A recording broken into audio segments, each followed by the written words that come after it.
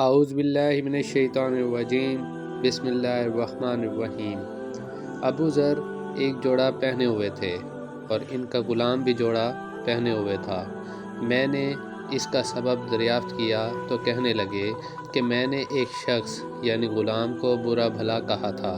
اور اس کی ماں کی غیرت دلائی یعنی گالی دی، تو رسول اللہ صلی اللہ علیہ وآلہ وسلم نے یہ معلوم کر کے مجھ سے فرمایا، اے ابو ذر، تو نے اسے ماں کے نام سے غیرت دلائی ہے،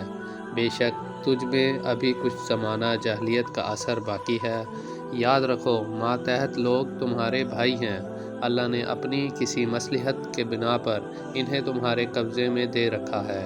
تو جس کے ماتحت اس کا کوئی بھائی ہو تو اس کو بھی وہی کھلائے جو آپ کھاتا ہے، اور وہی کپڑا اسے پہنائے جو آپ پہنتا ہے، اور ان کو اتنے کام کی تکلیف نہ دو کہ ان کے لیے مشکل ہو جائے، اور اگر کوئی سخت کام ڈالو تو تم خود بھی ان کی مدد کرو۔ صحیح بخاری، حدیث نمبر 31۔